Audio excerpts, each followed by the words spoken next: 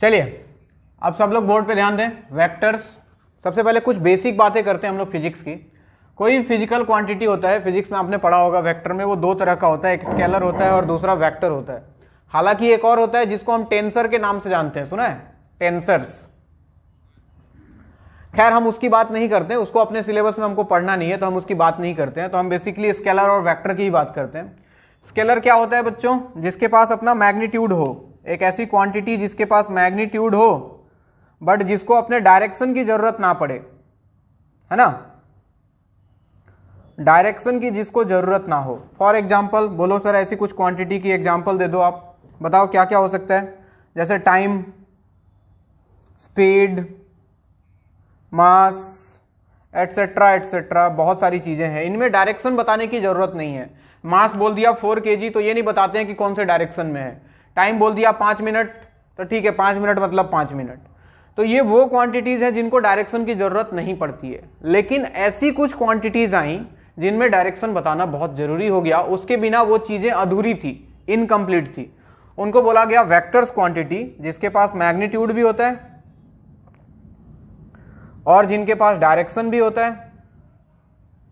और साथ में जो एक और चीज है कि लॉज ऑफ वेक्टर्स एडिशन को फॉलो करता है, लॉज ऑफ एडिशन को फॉलो करता है ना, सुना होगा, फॉलो लॉज ऑफ एडिशन। जैसे फॉर एग्जांपल अगर बात किया जाए तो क्या क्या हो सकता है बताओ? क्या फोर्स, स्पीड, सॉरी स्पीड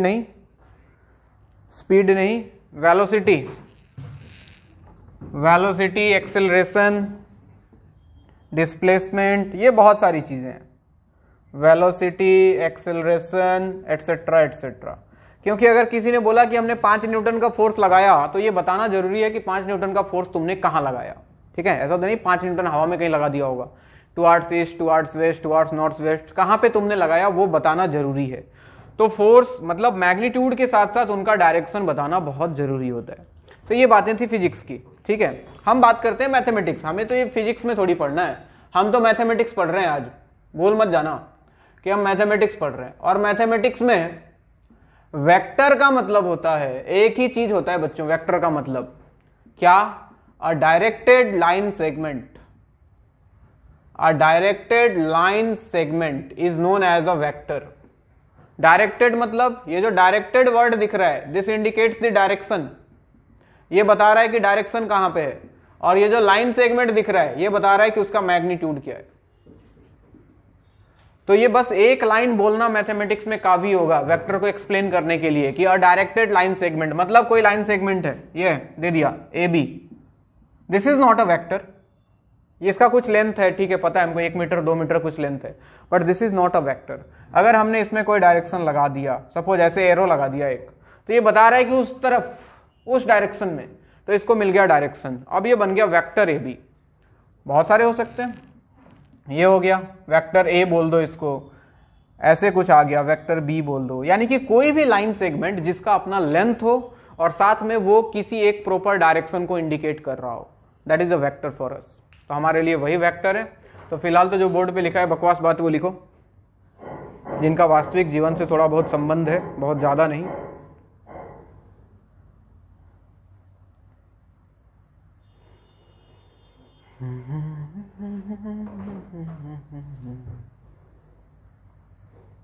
ये 2:30 बजे वाला क्लास, इसमें सब सो जाता होगा नहीं, खा पी के। देख एक नींद में है लग रहा है ये।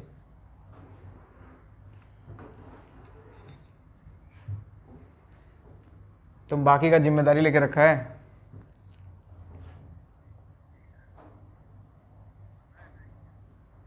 बहुत जानता है तुम दूसरों को।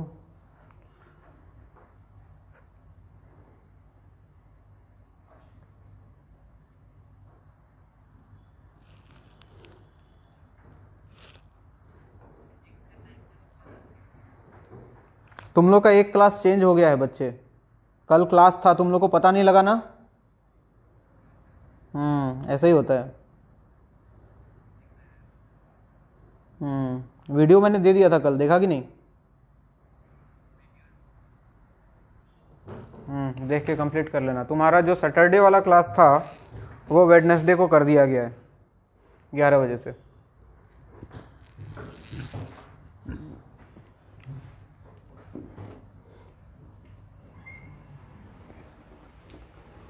हाँ जी, अब ये जो डायरेक्टेड लाइन सेगमेंट्स होते हैं ना, ये दो तरह के होते हैं। एक को बोलते हैं फिक्स्ड वेक्टर्स और दूसरे को बोलते हैं फ्री वेक्टर्स।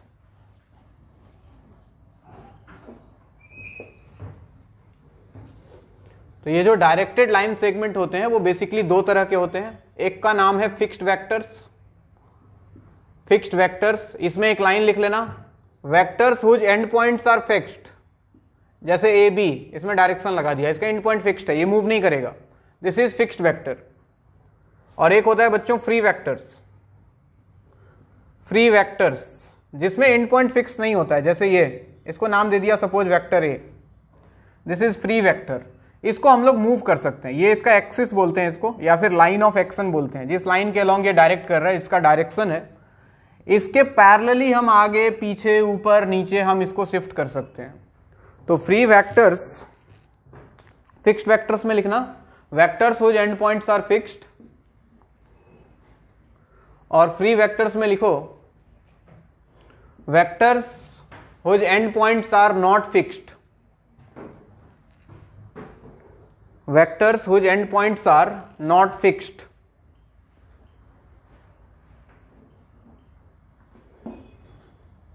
आगे लिख लेना free vectors can be transported, free vectors can be transported parallel to their axis. Free vectors can be transported parallel to their axis. Free vectors can be transported parallel to their axis. Free vectors can be transported parallel to their axis. एक होता है बच्चों unit vector, नाम सुना है? Unit vector क्या होता है? एक ऐसा वेक्टर जिसका मैग्नीट्यूड 1 हो।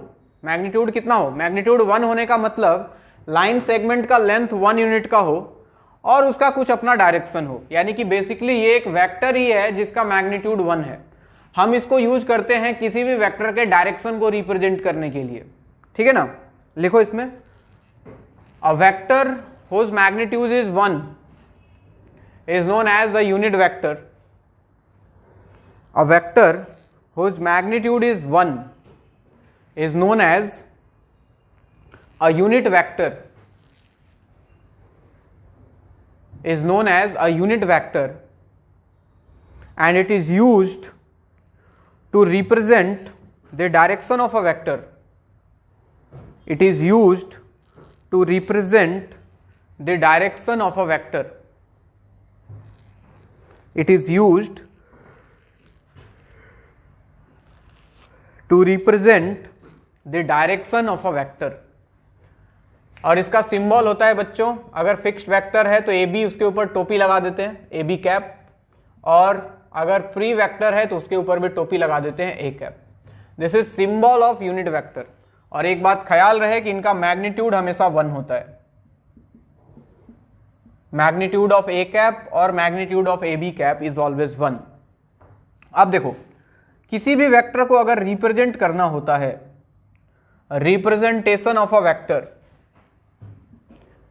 रिप्रेजेंटेशन ऑफ अ वेक्टर की अगर बात करें, कोई भी वेक्टर है तो हमेशा वेक्टर को हम लिखा करते हैं vector, any vector, any vector is equal to magnitude of vector,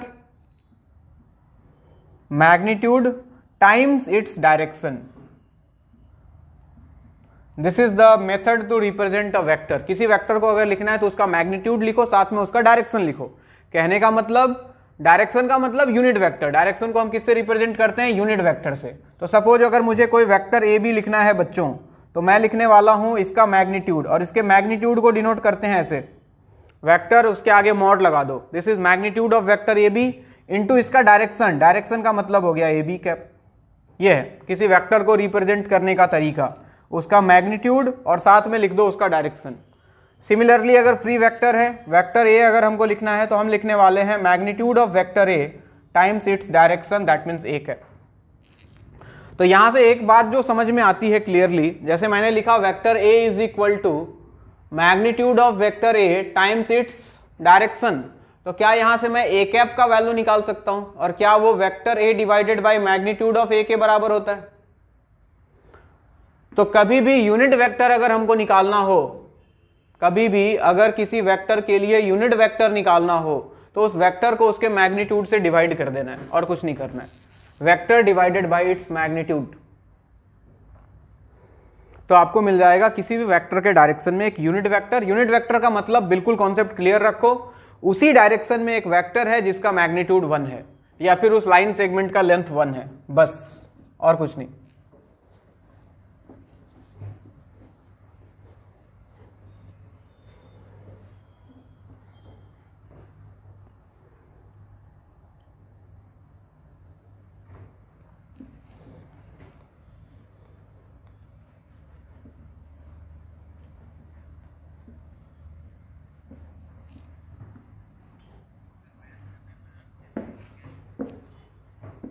कैसा हुआ?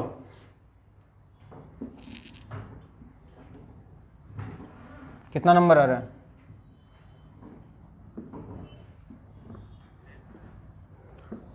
सब टोटल कितना आ रहा है? अच्छा कोई बात नहीं, कैलकुलेट कर लेना। चलो हेडिंग लगाओ, डायरेक्शन ऑफ कोऑर्डिनेट एक्सिस। अब आते हैं धीरे धीरे चैप्टर के अंदर। डायरेक्शन ऑफ कोऑर्डिनेट एक्सिस या फिर एक्सेस, यानी कि एक्स एक्सिस वाई एक्सिस की बात कर रहे हैं हम। डायरेक्शन का मतलब यूनिट वेक्टर, तो अगर हम डायरेक्शन या फिर यूनिट वेक्टर की बात कर लो, unit vector in direction of positive x axis, इसको माना गया है बच्चों क्या? I cap plus I cap, और अगर निगेटिव एक्स एक्सिस में जाते हो तो minus I cap. Similarly unit vector in direction of positive Y axis, this is positive x axis, positive x axis. Positive Y axis की बात करें तो इसको माना गया है प्लस जे कैप, और unit vector in the direction of positive z axis, that is plus के कैप। यानी कि अगर हम 3 डायमेंशनल स्पेस की बात करते हैं, this is X axis, this is Y axis, this is Z axis, ये बाहर है ऐसे है, तो इसको हमने प्लस आई कैप मान लिया, इसको हमने प्लस जे कैप मान लिया इस डायरेक्शन को, और इसको हमने प्लस के कैप मान लिया, ये एज्यूम्पशन है। और अगर निगेटिव डायरेक्शन में कहे तो minus I cap, minus J cap, minus के कैप। तो इससे क्या हुआ, हम किसी वेक्टर को लिख सकते हैं 3 डायमेंशनल प्लेन में, कोई वेक्टर है, फॉर एनी वेक्टर, मान लो वेक्टर ए है, its component along positive x axis, मान लो कि है ax, its component along positive Y axis, this is positive x axis is ax, positive Y axis अगर दिया हुआ है ay, and its component along positive z axis is az। तो किसी भी वेक्टर को अगर तुमको लिखना है और उसके कंपोनेंट्स पता लग जाएं तो मैं लिख सकता हूं vector a equal to ax i cap plus ay j cap plus az k cap. Magnitude पता था, डायरेक्शन हमने पढ़ लिया, तो ये आ गया ये वेक्टर लिखने का तरीका। अगर कोई तुमसे इस वेक्टर का मैग्नीट्यूड पूछता है तो कुछ नहीं, magnitude of vector a will be under root ax square plus ay square plus az square. दूसरी बात, तुमसे अगर कोई इस वेक्टर के डायरेक्शन में यूनिट वेक्टर पूछता है, वेक्टर a कैप, तो कुछ नहीं करोगे, वेक्टर a को डिवाइड कर दोगे उसके मैग्नीट्यूड से, ठीक है। मान लो कि इस मैग्नीट्यूड का वैल्यू r आ रहा है, लेट अस एज्यूम कि इसको तुमने सॉल्व किया, वैल्यू r मिला, तो आप लिख सकते हो a कैप इक्वल टू, इसको r से डिवाइड कर दो, तो ax by r I cap plus ay by r J cap plus az by r के कैप। तो ये आपको मिल जाएगा उस वेक्टर के डायरेक्शन में एक यूनिट वेक्टर जिसका मैग्नीट्यूड 1 होगा और डायरेक्शन उसी वेक्टर के अलोंग होगा। नोट करें।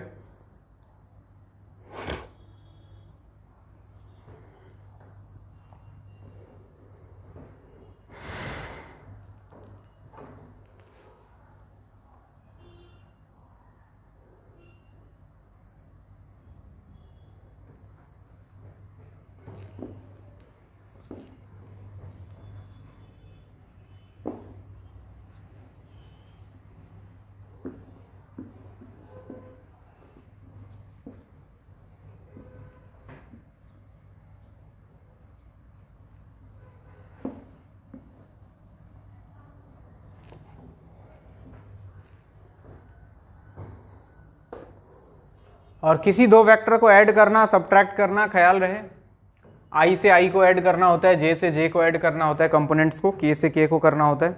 बाकी कहानी बिल्कुल वैसे ही है। जैसे फॉर एग्जाम्पल कोई वेक्टर दे दिया, vector A equal to I plus 2j minus K, and vector B equal to आपको दिया 2i माइनस 2j प्लस के, ऐसे दिया। आपको बोला क्या क्या फाइंड करें।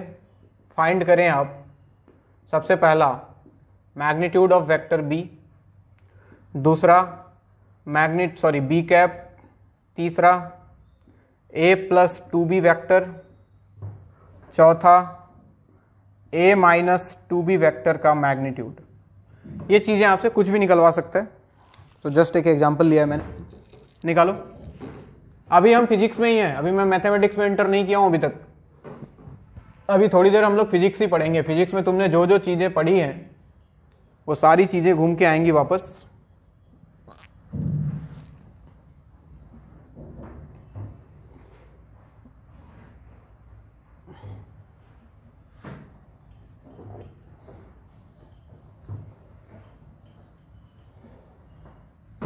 हाँ जी, तो मैग्नीट्यूड ऑफ वेक्टर भी निकाल लिया होगा। कितना आएगा बच्चों? √4 माइनस 2 का स्क्वायर 4 प्लस 1 का स्क्वायर 1, क्या 3 आ जाएगा? अरे सुनाई दे रहा है? बी कैप निकालना है। हम जानते हैं बी कैप होता है vector b divide by b का मैग्नीट्यूड। तो वेक्टर बी ये रहा, इसको मैग्नीट्यूड 3 से डिवाइड कर दें तो ये बनने वाला है 2/3 i cap minus 2/3 j cap plus 1/3 k cap. ये आ गया unit vector in the direction of vector b. उसके बाद आपको निकालना है वेक्टर a प्लस 2b। तो वेक्टर a तो दिख रहा था, i प्लस 2j माइनस के प्लस 2 टाइम्स, इसको 2 से मल्टीप्लाई कर दो वेक्टर b को, सबको। तो ये हो जाता 4i cap minus 4j cap plus 2k cap. और अगर हम इसको ऐड कर दें तो i प्लस 4i हो जाता 5i cap, 2j minus 4j minus 2j cap and minus k plus 2k plus k cap. ये आ जाता वेक्टर a प्लस 2b। अगले पार्ट में आपको a माइनस 2b सबसे पहले निकालना पड़ेगा बच्चों। तो a माइनस 2b वेक्टर निकाल लो सबसे पहले आप। वेक्टर a में से b को 2 से मल्टीप्लाई करके सब्ट्रैक्ट करना है।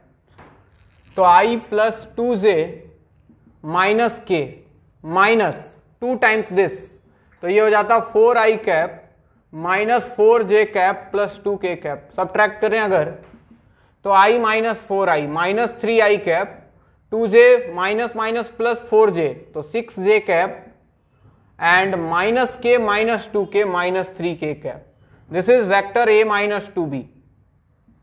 अब हमें निकालना है इसका मैग्नीट्यूड। तो magnitude of a minus 2b vector will be √-3 square 9, 6 square 36 and again minus 3 square 9। तो 9 9 18 प्लस 36 कितना होता है? √54। So this is the magnitude of vector a minus 2b।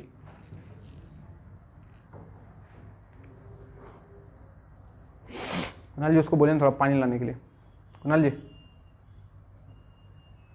पानी थोड़ा उससे मंगाइए ना, कहाँ गया वो?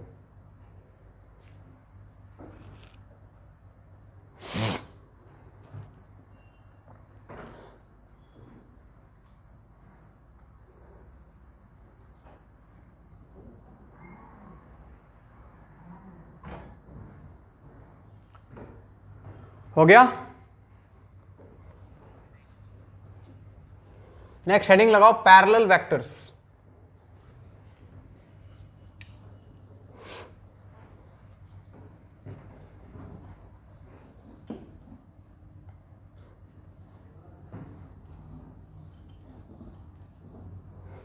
पैरेलल वेक्टर्स,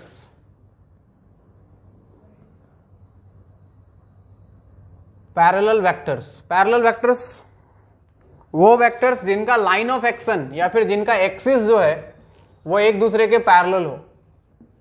लिखो vectors whose line of action are parallel to each other.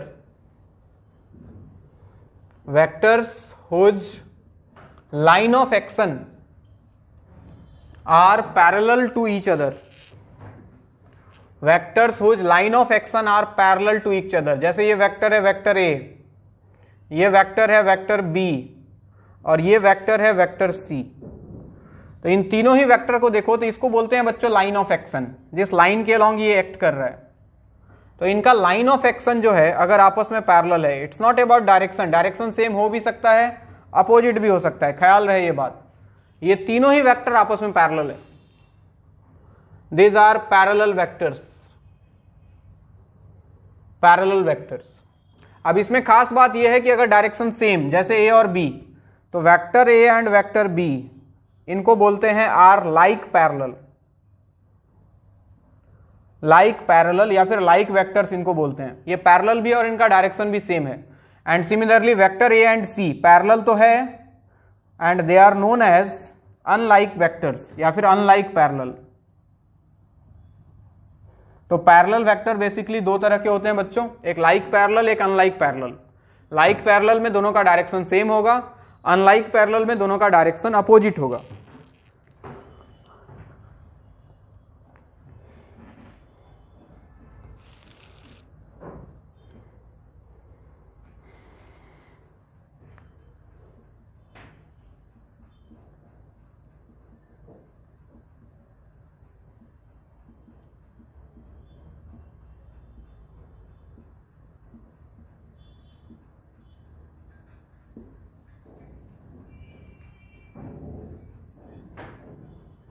क्या क्या फिर से बोलो।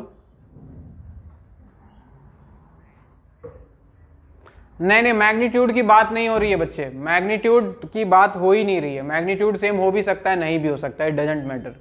हम सिर्फ डायरेक्शन की बात कर रहे हैं। अगर डायरेक्शन सेम है तो पैरेलल, डायरेक्शन अपोजिट है तो भी पैरेलल। अगर डायरेक्शन सेम है तो वो लाइक पैरेलल, डायरेक्शन अपोजिट है तो अनलाइक पैरेलल। मैग्नीट्यूड की बात हो ही नहीं रही है, मैग्नीट्यूड कुछ भी हो सकता है। नेक्स्ट हेडिंग लगाओ, multiplication of a vector by a scalar. Multiplication of a vector by a scalar, किसी वेक्टर को किसी स्केलर से मल्टीप्लाई करना। Multiplication of a vector by a scalar. अब ध्यान दो बच्चों, कोई वेक्टर है ए, इसका लेंथ है कुछ, दिस इज वेक्टर ए, ठीक है। अब किसी ने बोला कि इस वेक्टर को मल्टीप्लाई कर दिया किसी कांस्टेंट के से, तो हमको मिला वेक्टर बी इक्वल टू के ए। तो किसी ने पूछा कि इसका मतलब क्या है, ठीक, बी इक्वल टू के। इसका मतलब ये होता है कि अगर के का वैल्यू सपोज पॉजिटिव है, लेट अस एज्यूम कि के का वैल्यू पॉजिटिव है, यानी कि जो स्केलर तुमने लिया है वो कोई पॉजिटिव नंबर है, पॉजिटिव कांस्टेंट है। जैसे for example b equal to 2a, b equal to 2a, ये कहानी है। तो अगर ऐसा कहानी है तो वेक्टर ए ये था, ये लेंथ था, ये डायरेक्शन था। तो वेक्टर बी जो होगा बच्चों, लेंथ एग्जैक्टली डबल, 2 से मल्टीप्लाई हुआ तो लेंथ एग्जैक्टली डबल, यानी कि जितना इसका लेंथ था उसका डबल, और डायरेक्शन सेम, यानी कि जिधर ए का डायरेक्शन था उधर ही वेक्टर बी का डायरेक्शन होगा। पहली बात। अगर के का वैल्यू निगेटिव हुआ, अगर के का वैल्यू निगेटिव हुआ, जैसे for example b equal to ने लिख दिया कि -3a, ऐसा लिखा, इसको -3 से मल्टीप्लाई कर दिया, तो क्या होगा, इसका जितना लेंथ था सबसे पहले तो उसका ट्रिपल, यानी कि ट्रिपल लेंथ का एक लाइन, और इसका डायरेक्शन इधर था तो इसका direction exactly opposite, this is vector b. बात समझ में आ रही है? हेलो।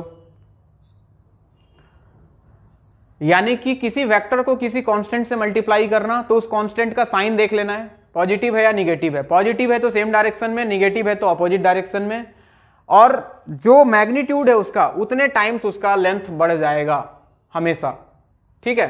तो बेसिकली कुल मिला के हम ये लिख सकते हैं कि if vector a and vector b are parallel, parallel का ही तो कहानी है ये भी, ये दोनों भी पैरेलल है, ये दोनों भी पैरेलल है, तो हम लिख सकते हैं vector A equal to lambda times vector b. ख्याल रहे लेमडा कांस्टेंट होगा, वो डिपेंड करता है कि दोनों का डायरेक्शन सेम है तो लैम्डा पॉजिटिव होगा, दोनों का डायरेक्शन अपोजिट है तो लैम्डा निगेटिव होगा। तो यानी कि अगर दो vector parallel, so we can write a equal to lambda times vector b. Note करें।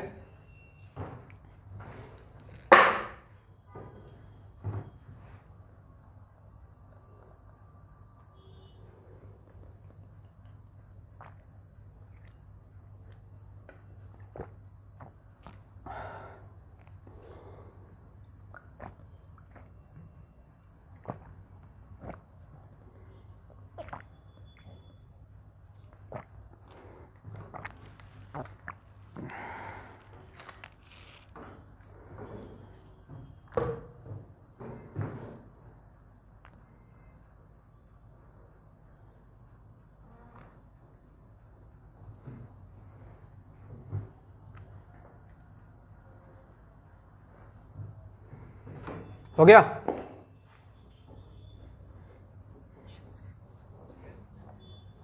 एक सवाल लिखो, छोटा सा पूछा हुआ है AIEEE में।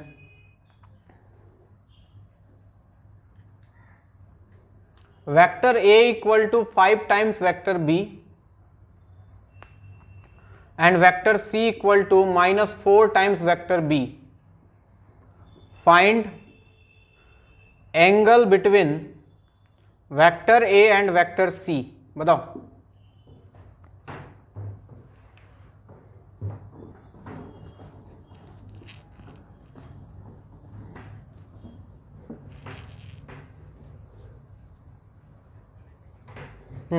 सही है। दो वेक्टर के बीच का एंगल जब दोनों के टेल को एक साथ रख दें या फिर दोनों के हेड को एक साथ रख दें, एक ही बात है।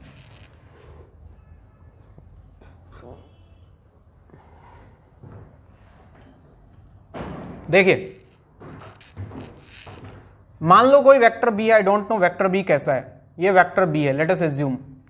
तो ये तो तय हो गया कि वेक्टर ए जो होगा वो बी के डायरेक्शन में 5 टाइम्स बढ़ा, बी के डायरेक्शन में उसका 5 टाइम्स, दिस इज वेक्टर ए। और वेक्टर सी जो होगा वो बी के अपोजिट डायरेक्शन में 4 टाइम्स, यानी कि अगर यहीं से ड्रॉ करना चाहता मैं तो कुछ इधर, ये होता वेक्टर सी। तो ऐसा लगता है अगर दोनों का टेल एक साथ रखूं तो दोनों के बीच का एंगल कितना मिलेगा बच्चों?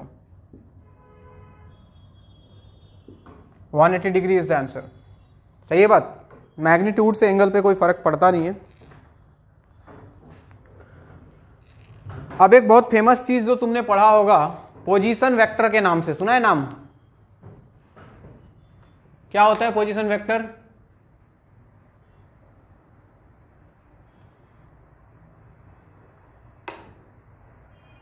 हाँ जी, क्या होता है पोजीशन वेक्टर?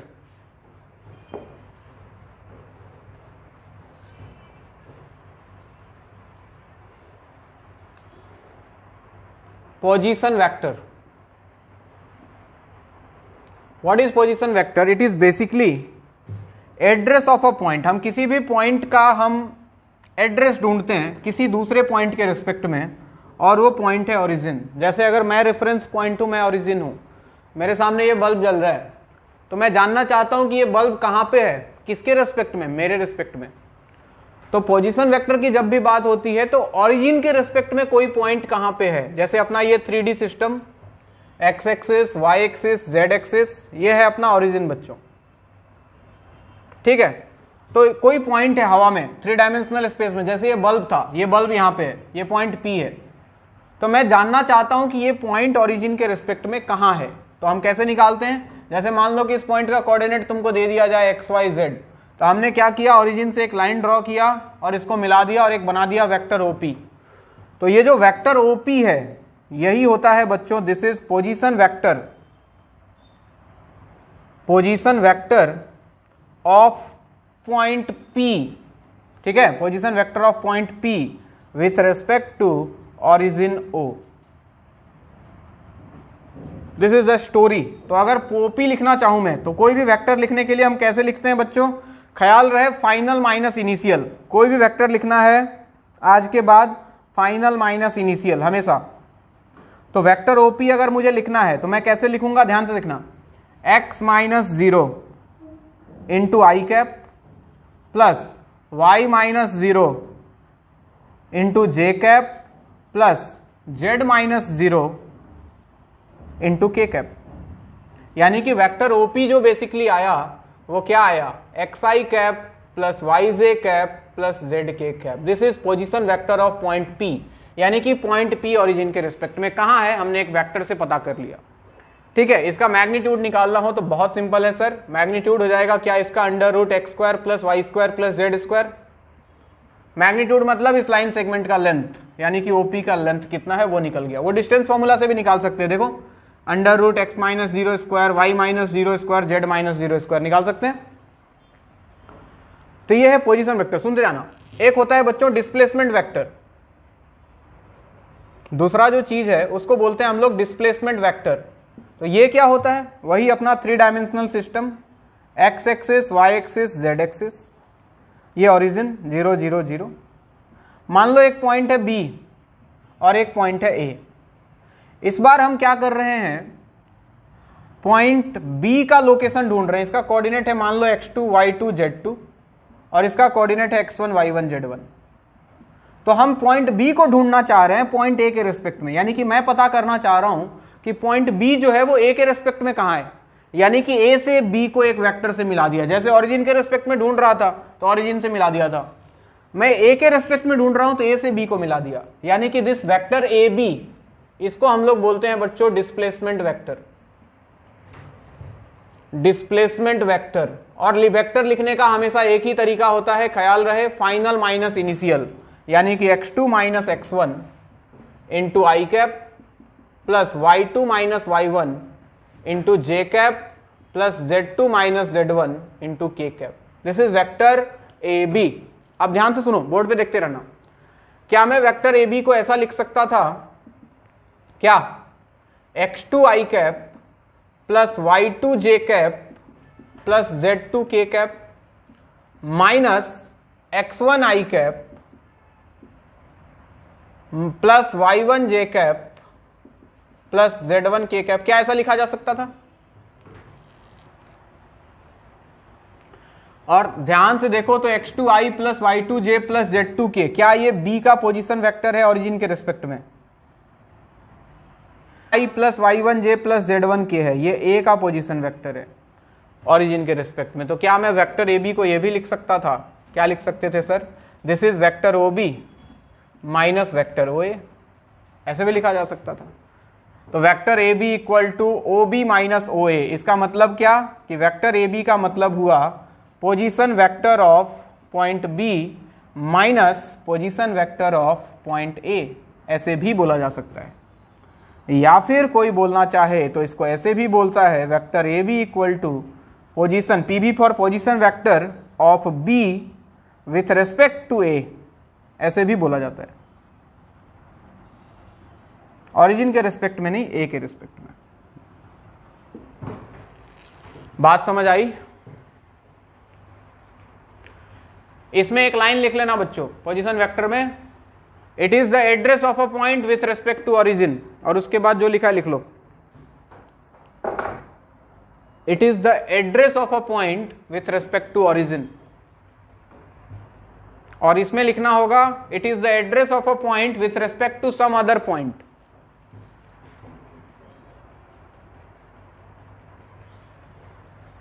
इसमें लिखना है it is the address of a point with respect to origin, और उसमें लिखना है डिस्प्लेसमेंट वेक्टर में it is the address of a point with respect to some other point.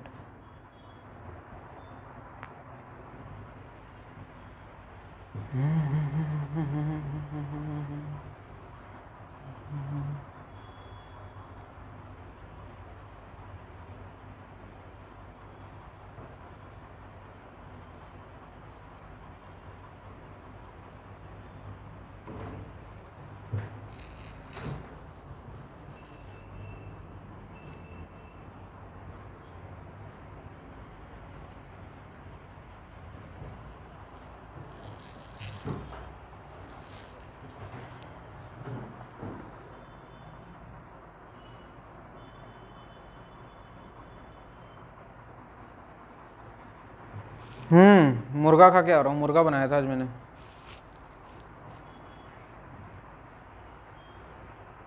मुझे सबसे आसान सबसे सही वही लगता है जीवन में, जिसमें कोई मेहनत नहीं है। आधा किलो मुर्गा लेके जाओ, उसमें आधा किलो पालक का साग डालो, बन के तैयार।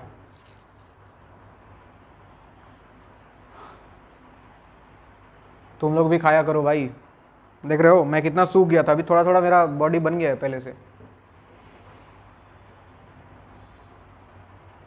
55 से 60 पहुंच, नहीं ठीक है, इतना ही कांस्टेंट रह जाए बस। क्या?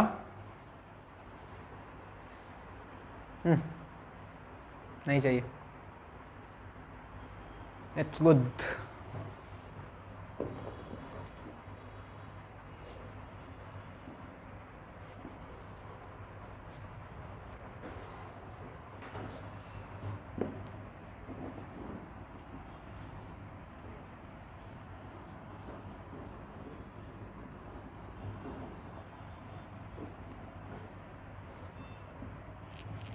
मैं हसरत में कुल्जी डोर हुआ, सुलझा दे ओ।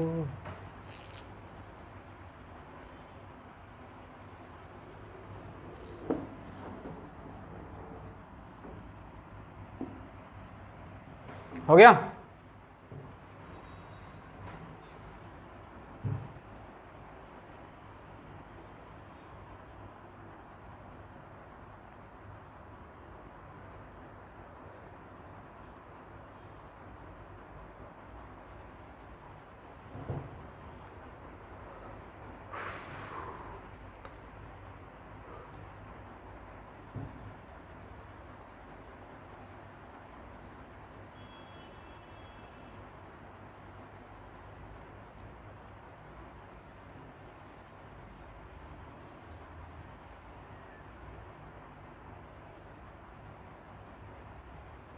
सुनाई नहीं दे रहा है, फिर से बोलो।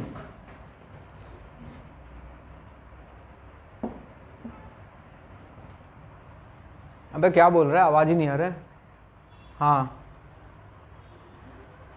मैं पहले, हाँ मैं पहले 75 kg का था जब तुमने पहली बार देखा था। फिर मैंने 3 महीने खाना पीना छोड़ दिया, वर्कआउट किया तो मैं 55 पे आया, और अभी 5 किलो बढ़ा के मैं वापस 60 पे पहुंचा हूं।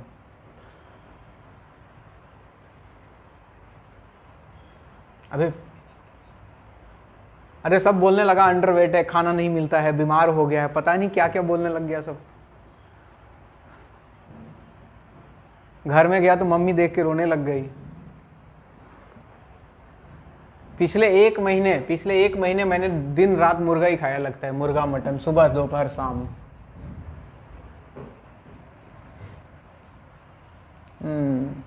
तो फाइनली 5 किलो का इंक्रीमेंट हो चुका है, अभी ठीक है। अभी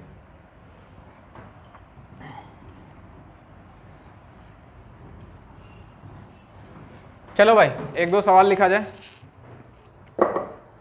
लिखो। ए एक पॉइंट दिया हुआ है i + 2j + k। बी एक पॉइंट दिया हुआ है 3i + 6j + 2k। और सी एक पॉइंट दिया है 5i + j। Find position vector of point D if vector AB = vector DC। पहला सवाल यह है। फिर एक सवाल है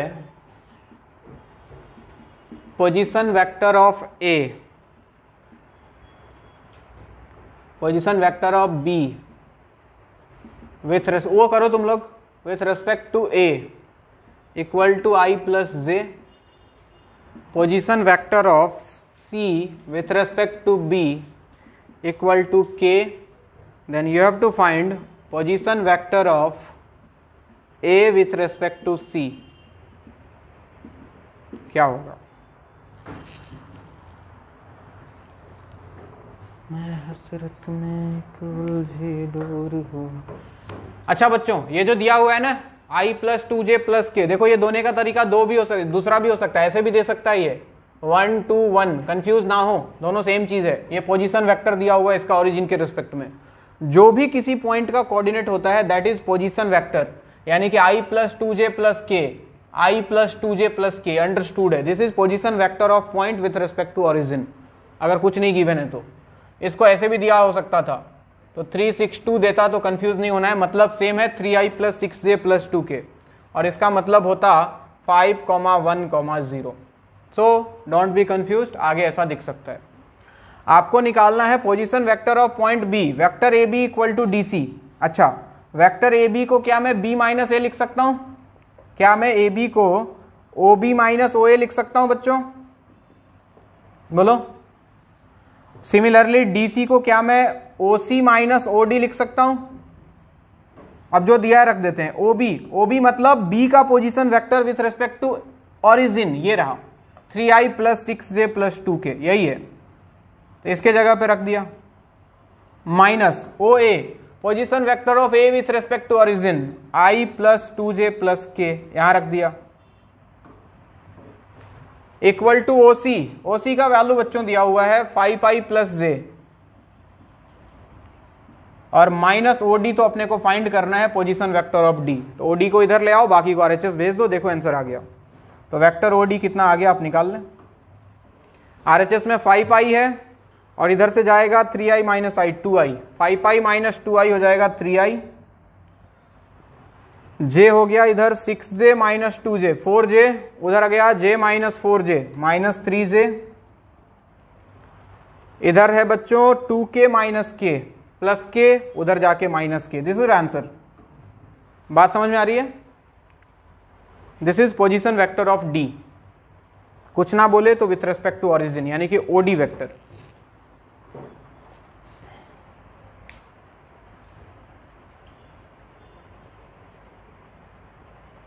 चलो ये सवाल लिखो, position vector of B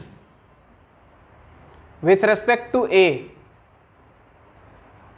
is I plus j. Position vector of C with respect to B is k. You have to find position vector of A with respect to C.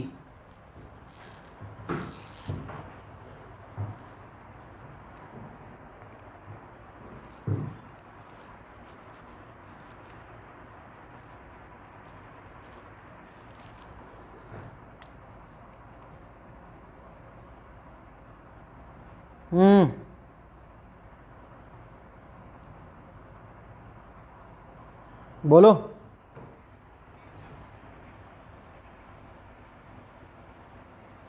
ये 7,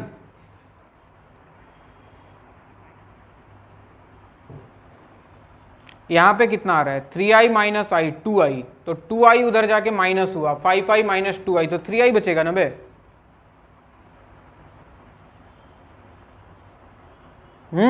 अरे ठीक है क्या बाकी लोग? चेक कर अपना, confuse मत हो, सिंपल प्लस माइनस है। इधर आओ। अच्छा, position vector of B with respect to A, मतलब क्या दिया है, बी है ए बी?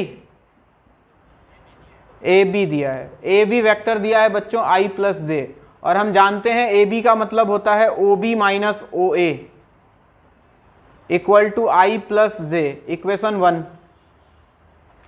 और c with respect to b, यानी कि बी सी दिया है, BC वेक्टर कितना दिया है सर, K, और BC का मतलब होता है OC minus OB equal to K, equation number 2। कुछ मत करो, दोनों को ऐड कर दो, कर दो ऐड, 1 प्लस 2। अगर 1 प्लस 2 कर देते तो ऐसा लगता है OB OB शहीद हो जाता, मेरे पास आता OC minus OA equal to आ जाता I प्लस जे प्लस के। अब जरा सोच के बताओ, OC माइनस OA निकालना है या OA माइनस OC निकालना है? हमें निकालना है position vector of A with respect to C, यानी कि AC या CA, CA, और CA का मतलब हुआ OA माइनस OC, ये निकालना है हमको, ख्याल रहे। तो देखो OC माइनस OA मिला है, एक माइनस कॉमन करके RHS भेज दो तो आपको मिल जाएगा OA माइनस OC यानी कि vector AC, and vector AC will be, यहां एक माइनस से मल्टीप्लाई कर दूं तो minus I minus J minus K। This is answer.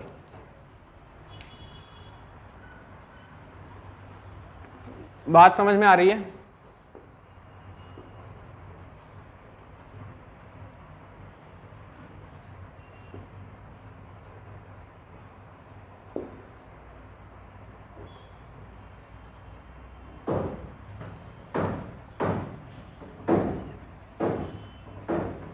कौन सा?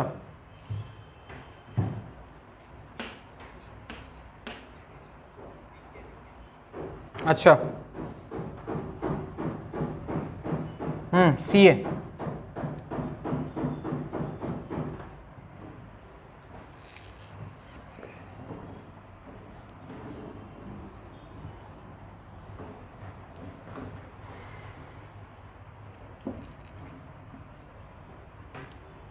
ये हो गया सबका, मिटा दो। हेडिंग लगाओ लॉज ऑफ एडिशन, थोड़ा बहुत उसके बारे में भी जान लें, फिजिक्स वाला कहानी, हालांकि तुमने पढ़ रखा है फिर भी एक बार बता तो दूं।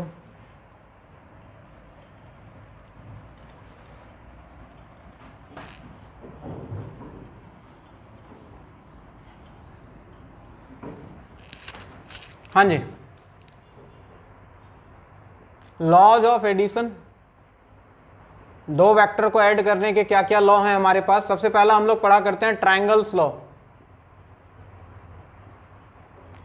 Triangles law of addition. इसमें क्या होता है, कोई भी ट्रायंगल अगर हो, सपोज ABC, तो अगर ये वेक्टर AB है, ये वेक्टर BC है सेम सेंस में, तो अगर इसको अपोजिट सेंस में ले लिया जाए, यानी कि इस वेक्टर का स्टार्टिंग पॉइंट और इस वेक्टर का एंडिंग पॉइंट अगर इन दोनों को मिला दिया जाए अपोजिट सेंस में, तो ट्रायंगल्स लॉ क्या बोलता है बच्चों कि vector AB plus vector BC किसके इक्वल हो जाएगा, वेक्टर AC के इक्वल हो जाएगा।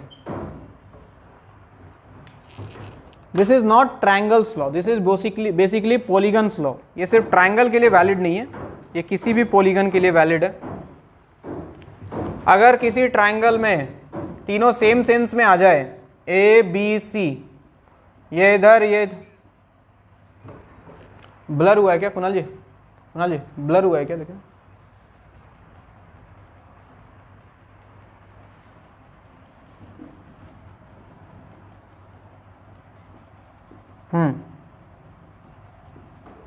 अगर तीनों सेम सेंस में हो तो इनका सम 0 आएगा। Vector AB plus vector BC plus vector CA is equal to 0। This is basically polygons law, this is not triangles law. Actual कहानी जो होता है दिस इज पॉलीगन्स लॉ, यानी कि ये किसी भी पॉलीगन के लिए वैलिड है। ऐसे हो ABCDE, ये इधर ये इधर, ये सब का सेम सेंस, इसका अपोजिट ले लिया जाए स्टार्टिंग और एंडिंग पॉइंट को। सो according to polygon law I can write vector AB plus vector BC plus vector CD plus vector DE equal to what, vector AE।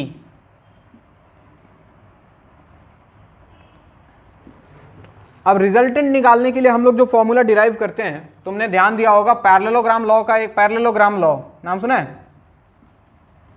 जहां से हम लोग रिजल्टेंट डिराइव करते हैं। क्या बोलता है पैरेललोग्राम लॉ, याद करो। अगर कोई वेक्टर है A, वेक्टर A, कोई वेक्टर है वेक्टर B, ठीक, इनके बीच का कुछ एंगल ले लो, थीटा है, हमें इन दोनों का रिजल्टेंट का मैग्नीट्यूड निकालना है, यानी कि vector A plus vector B का मैग्नीट्यूड निकालना चाहते हैं। तो बोला कि एक पैरेललोग्राम कंप्लीट कर लो। कैसा पैरेललोग्राम सर? इस वेक्टर को उठा के शिफ्ट कर लो इधर, इसके पैरेलल यहां पे ले आओ वेक्टर B को, और ये जो वेक्टर A था इसको उठा के इस तरह से ऊपर ले जाओ कि एक पैरेललोग्राम कंप्लीट हो जाए, यहां वेक्टर A आ जाए। तो इस पैरेललोग्राम का जो डायगोनल होगा, ये वाला डायगोनल, ये किसको रिप्रेजेंट करेगा?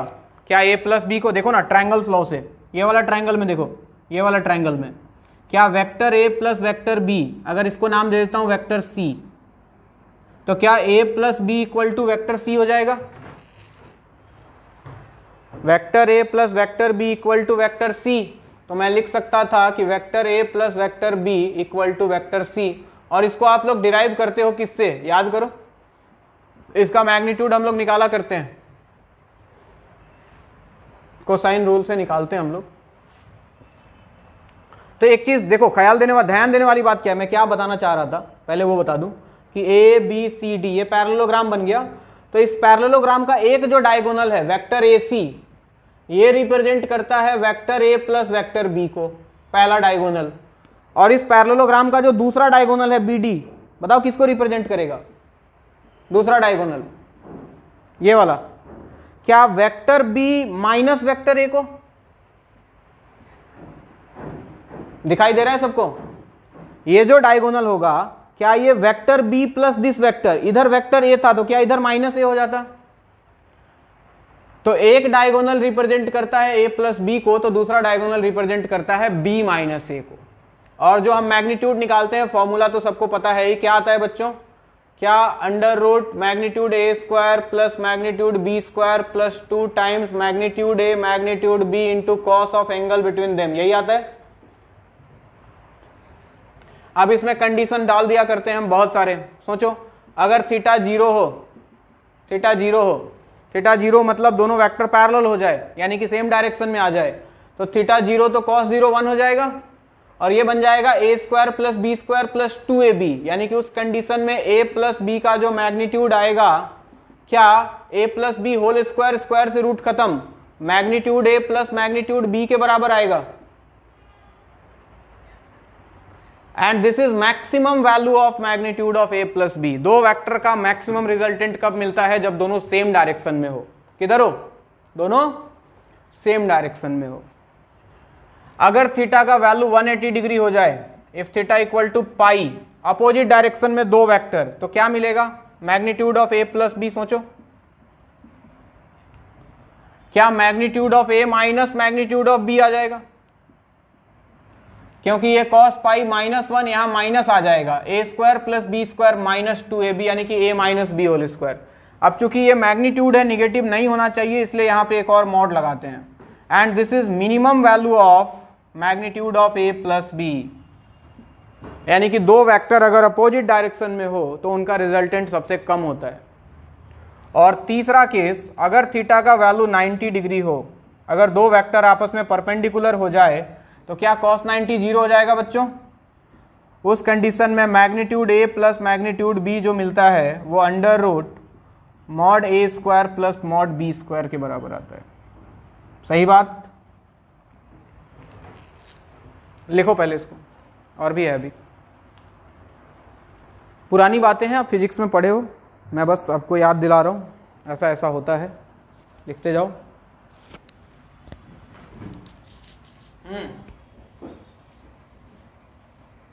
क्या वाला, और लिख लो। अगर यहां पे माइनस होता, magnitude of A minus b निकालना होता, तो क्या सब कुछ सेम यहां पे माइनस आ जाता था, -2ab cos थीटा। अगर थीटा जीरो हुआ तो cos थीटा 1, यहां -2ab आएगा बच्चों, यानी कि यहां पे आएगा mod a minus mod b का mod, and this is minimum value again. और अगर थीटा पाई हुआ तो cos पाई -1 माइनस माइनस इसको प्लस कर देगा, तो यहां पे प्लस आ जाएगा, and this is again maximum value of magnitude of A minus b. लिखते जाओ। और अगर थीटा 90 हुआ तो ये अभी भी जीरो, कोई फर्क नहीं पड़ेगा, वैल्यू सेम आएगा। तो एक बात तो तय है, क्या बात तय है, नोट डाल के आपको लिख लेना है कि मैग्नीट्यूड ए प्लस बी हो चाहे मैग्नीट्यूड ए माइनस बी हो, दोनों का ही मैक्सिमम वैल्यू मैग्नीट्यूड ए प्लस मैग्नीट्यूड बी के बराबर होता है दोनों ही केस में, और दोनों का minimum value magnitude a minus magnitude B के बराबर होता है। कंडीशन अलग होता है, थीटा का वैल्यू अलग होता है, बट दोनों के लिए वैल्यू सेम होता है, मैक्सिमा या मिनिमा। दूसरी बात, अगर थीटा 90 हो, दो वेक्टर परपेंडिकुलर हो, तो मैग्नीट्यूड ए प्लस बी और मैग्नीट्यूड ए माइनस बी दोनों बराबर होता है, and this is equal to magnitude of under root a square plus B square. ये दूसरी बात।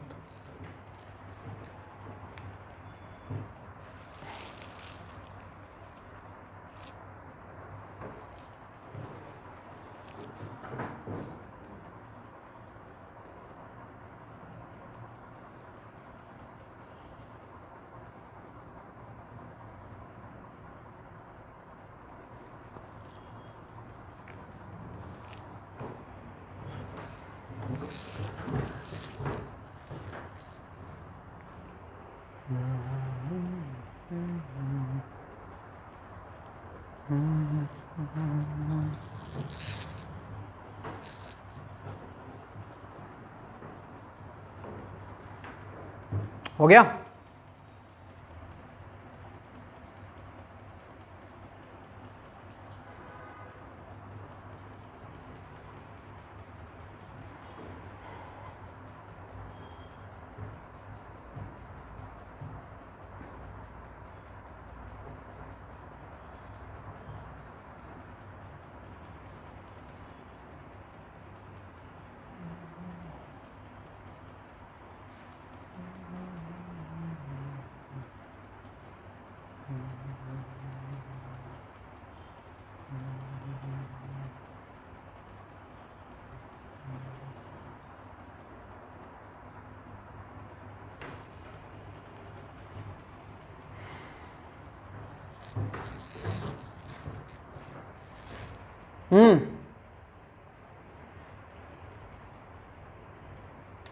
दोनों ही केस में देखो ना, मैग्नीट्यूड a माइनस बी में जो मिनिमम वैल्यू था इसका और मैग्नीट्यूड a प्लस बी का मिनिमम वैल्यू दोनों सेम था, mod a minus mod b, और दोनों का मैक्सिमम वैल्यू सेम था। थीटा का वैल्यू दोनों के लिए अलग अलग है, एक 0 पे होता है, एक पाई पे होता है, बट दोनों का मैक्सिमम वैल्यू और दोनों का मिनिमम वैल्यू हमेशा सेम होता है।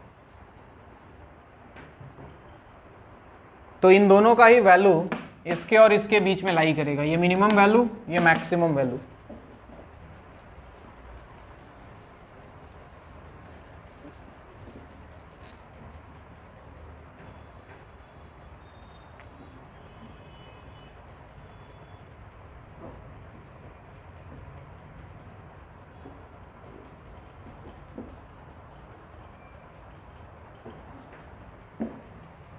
हो गया? नेक्स्ट हेडिंग लगाओ, सेक्शन फॉर्मूला। वेक्टर में भी सेक्शन फॉर्मूला है, बिल्कुल वैसा ही है, कोऑर्डिनेट ज्योमेट्री के जैसा मिलता जुलता, mx2 plus nx1 divide by m plus n, वैसा ही यहां पे है, same to same.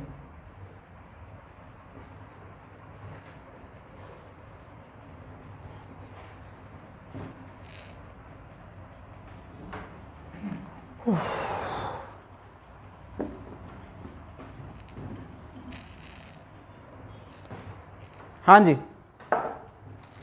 Section formula में अगर बात किया जाए,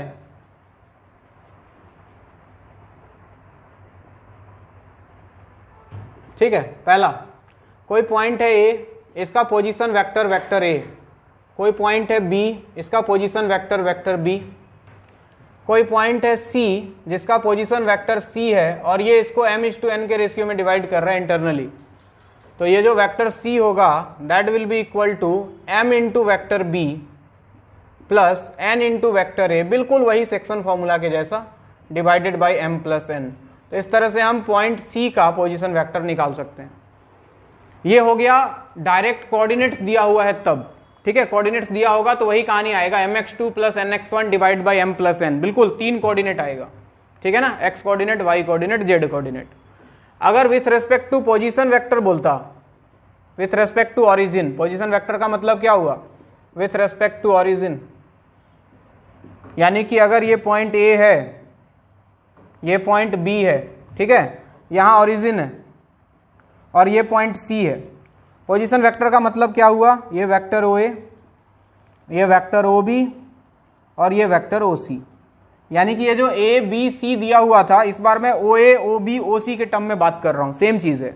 बोलता कि अगर ये रेशियो m/n का है तो मैं क्या लिखता, vector O c is equal to m times vector O B plus n times vector O A divided by m plus n।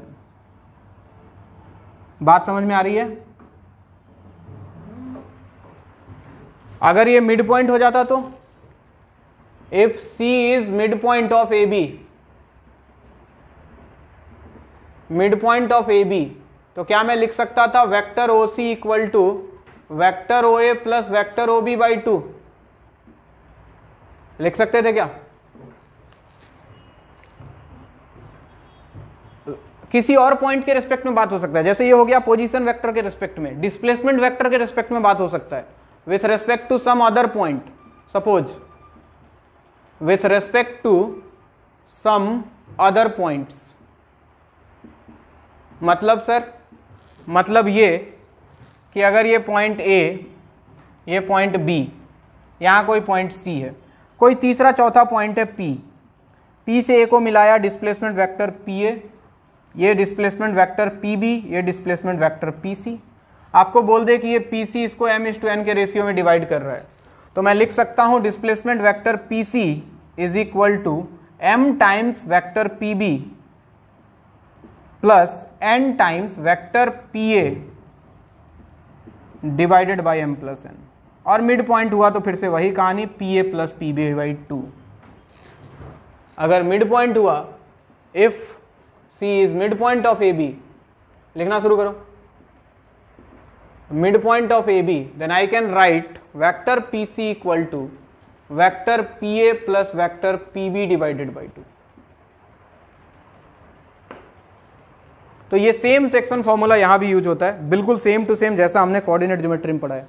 Hello, हाँ सेम ही है, सेम ही है, सेम, दोनों सेम ही है बच्चे। फर्स्ट केस में कोऑर्डिनेट्स दिया होगा, सेकंड केस में पोजीशन वेक्टर के रिस्पेक्ट में बात कर रहे हैं, दोनों सेम चीज है।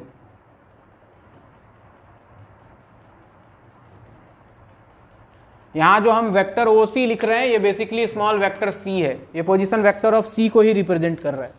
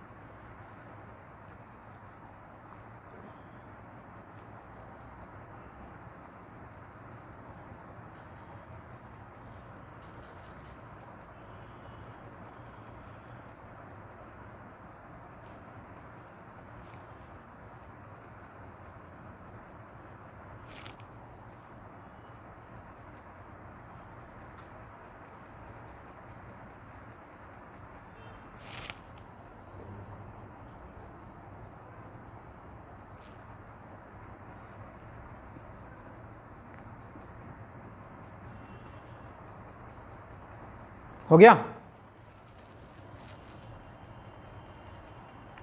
क्वेश्चन लिखो एक।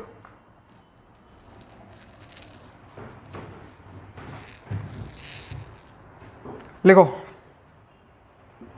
Position vector of point A is vector A plus 2 times vector B, position vector of point P equal to vector A.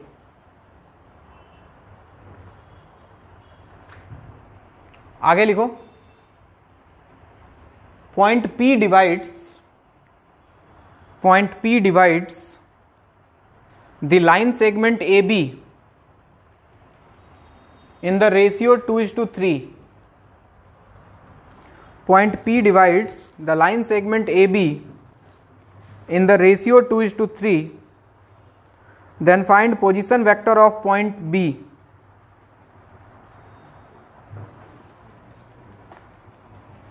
Point P divides the line segment AB in the ratio 2:3, then find position vector of point B.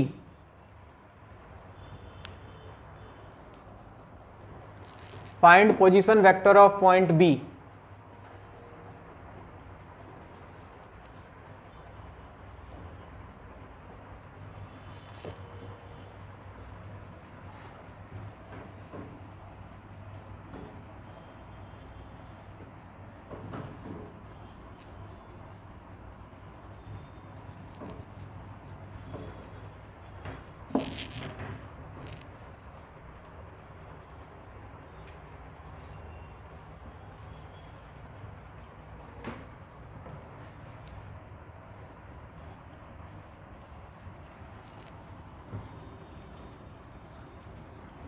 हाँ जी, position vector के respect में बात कर रहा है तो origin ले लो, मन करे तो ज़्यादा बढ़िया रहेगा। ओ ए, ओ पी, ओ बी हम लिख सकते थे vector O P equal to 2 times vector O B plus 3 times vector O A divided by 2 plus 3, है कि नहीं? तो 2 टाइम्स वेक्टर ओ बी मतलब पोजीशन वेक्टर ऑफ बी निकालना है, रहने दो, plus 3 times vector O A मतलब position vector of A given है, vector A plus 2 vector B divided by 2 plus 3, और वेक्टर ओ पी दिया हुआ है, position vector of P is vector A. Solve करो, ओ बी निकालना है। तो ये आ गया 5 टाइम्स वेक्टर ए, आरएचएस में हो गया 2 times vector O B plus 3a plus 6b। कितना आ गया यहां से वेक्टर ओ बी बच्चों? 5a minus 3a 2a minus 6b divided by एक 2 और आएगा, तो a minus 3b is the position vector of point b। सही है?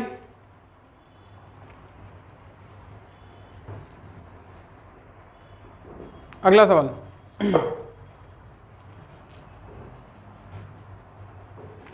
ये सवाल पूछा हुआ है आईआईटी का, लिखें जरा। In a parallelogram ABCD, in a parallelogram ABCD, intersection point of diagonals is E.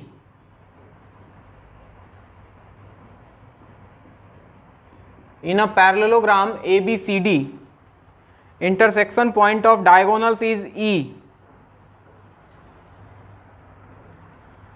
Full stop. If O is the origin, capital O, if O is the origin such that, क्या? In a parallelogram ABCD, intersection point of diagonals is E. In a parallelogram ABCD, intersection point of diagonals is E, capital E. If O is the origin such that vector OA plus vector OB plus vector OC plus vector OD equal to x times vector OE, x का value बताना है।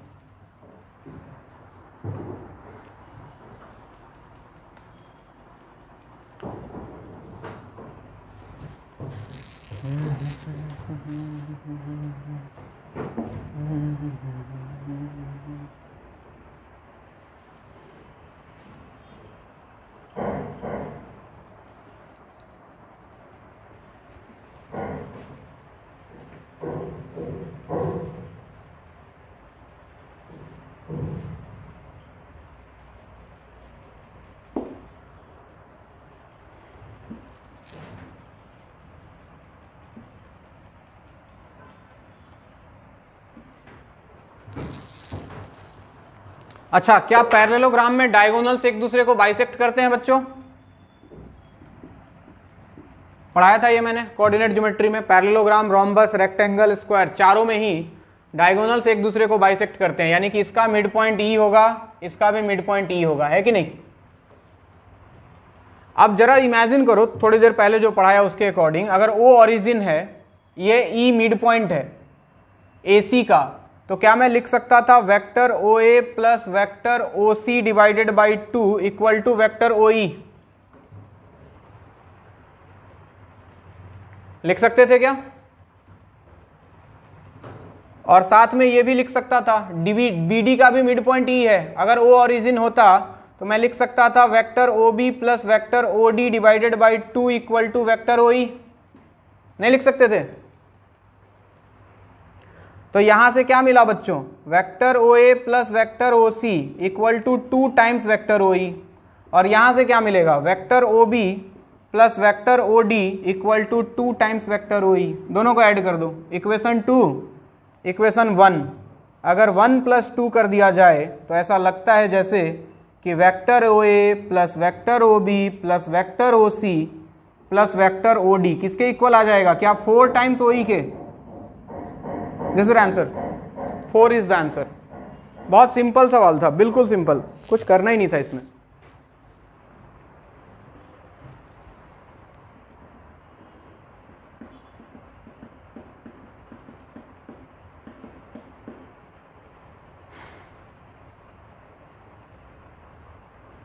कोई दिक्कत किसी को?